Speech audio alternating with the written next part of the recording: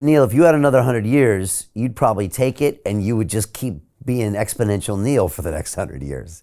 Yeah, but if living 100 years meant I would be constricting Earth's resources, preventing others from getting an occasion to be alive, I don't know what I'd do or how I would do it. But, this is what the Eskimos did, right? The elders, there was no resources for the next generation. Their elders, you put them out on an ice floe and you bid farewell. That's cold-hearted. I get that. But then we just make another planet. That would be, I don't have a problem with making another planet. But you can't just increase everybody's life expectancy and not have attendant resources to go with it and not birth another generation. Okay. I'll add to that a point that I first saw made by Richard Dawkins, which I've elaborated further on in this book. If you look at the total number of people who've ever been born, it's about 100 billion total, all right? That means nearly 10% of all people who were ever alive are alive right now. That's just an interesting fact. Yeah. But, so there's about 100 billion. Now you can ask, how many possible viable humans is the human genome capable of? That's an interesting question. And it is an astronomically huge number. The most conservative estimate that I put in the book is 10 to the 30th power. Right. This is a trillion, trillion, relative to just simply 100 billion. All right. What does that mean? That means we get to die. What a privilege that is. Because most humans who could ever exist will never even be born. Which makes the fact that you and I and all your listeners and viewers, we won the lottery. We are alive here and now. The idea that we have state-sanctioned slaughter to end the lives of other people when this is their only time to exist in this universe, I welled up writing about this in the life and death chapter, because once you see how precious it is to be alive at all, if you really, really understood the biology of that and the astronomical calculations related to it, you would never harm another individual in your life. You would celebrate everyone. And it's a perspective. Let's say some disease came upon you, cancer, or some deadly. It's a perspective you could take even into that condition. You know what that perspective is? Yeah, I won't live as long as others, and I'm sad by that.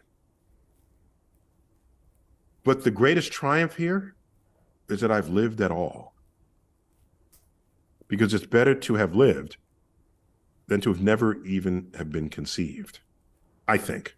Yes, that's a value judgment I'm placing on it. But yeah, so when you say I'm on my deathbed, will I regret new discoveries? Yeah,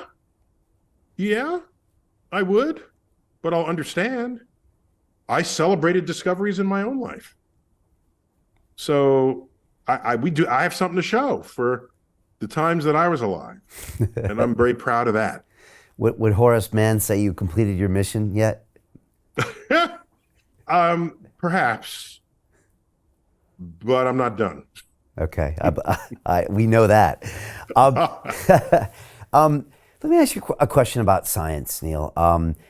It's interesting how you mentioned the scientific method was kind of born around that time in the 1600s, or actively invoked. Yeah. is a more accurate way to say it. There are tracings of the scientific method that go back to a little bit in ancient Greece, but also and especially in the golden age of Islam. So you go back 1,300 years. Alhazen was a scholar of the day, scientist But back then, the word scientist didn't really exist. It was more a philosopher, lover of knowledge. And he penned some words that, for all the world, read like the scientific method today, trying to warn you to not fool yourself into thinking something is true that isn't, or that something that isn't true is. So, did I say that right? But you know what I meant. Yes. Yes. But yeah, 1600 is when it became widespread. Right. And you can look at changes in how we live from then onward that has no counterpart from before. So Jim Rickards has just recorded a video that's not available to anyone in the public, and he's going to be talking about how this upcoming recession is going to be fast, it's going to be bloody, it's going to be nasty. But at the same time, he's going to show you how you can position yourself to profit from all of this chaos. Now, we've made this video only available to our viewers. Go to londonreal.tv/Jim. Watch that immediately. I can't say enough good things about Jim Rickards. He understands the global economic system better than any guest I've ever had on London Real. His predictions are almost uncannily true, and you can learn how to profit from his vision, from his expertise, and his understanding of economics. So go to londonreal.tv/Jim or click the link below. It's an excellent, excellent look on what's going to happen in the future and how you can position yourself to profit from that. Jim is one of the best in the business, one of my favorite guests on London Real, and he's very, very good at predicting the future and showing us all to profit from it. So click the link, and I hope you enjoy. Hey, do you want to profit from crypto? Then join my DeFi Academy. The Crypto DeFi Academy will help you create generational wealth. But don't take my word for it. Listen to my students. When I first got into crypto, I remember thinking to myself, I need to learn more. Brian Rose, learning crypto, learning DeFi, gotta do it. I am so grateful that I jumped in and did this. I had to break through some limiting beliefs that I can do this, that I can afford this, that I can be in this. It challenges the things that are deeply rooted within us. Joining DeFi Academy has been one of the best decisions I have made on my blockchain journey. This course was a life changer, a game changer, a huge eye-opener, coming from knowing practically nothing at the speed of the learning over 4 weeks was just fantastic. The information you provided in this class was invaluable. I feel far more confident in my next steps. You took complex concepts and made them easier to understand. What's different than so many other ones is it just doesn't tell you what to do. It actually makes you do it. This is for people who are serious about becoming traders. This is the way it should be done.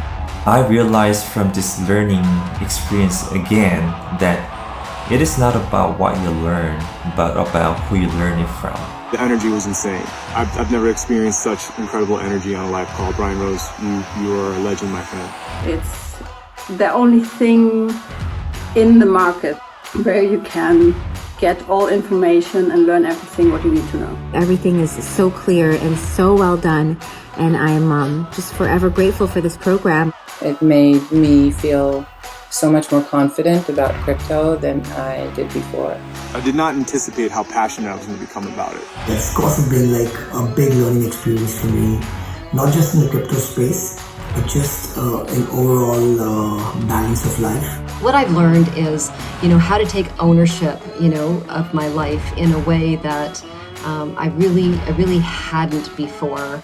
Yeah, you can't put a price on that, really. I would recommend it to anybody, top notch. Excellence does not come cheap. So if you want excellence, you gotta pay for it, but it's so worth it. Pull the trigger. That's what this course is about. You're not going to regret it, really. It's amazing. Thank you, Brian and team. So what are you waiting for? Crypto is happening now. Click the link below, submit your application, and let me mentor you on how to create generational wealth and build the decentralized financial infrastructure of the future.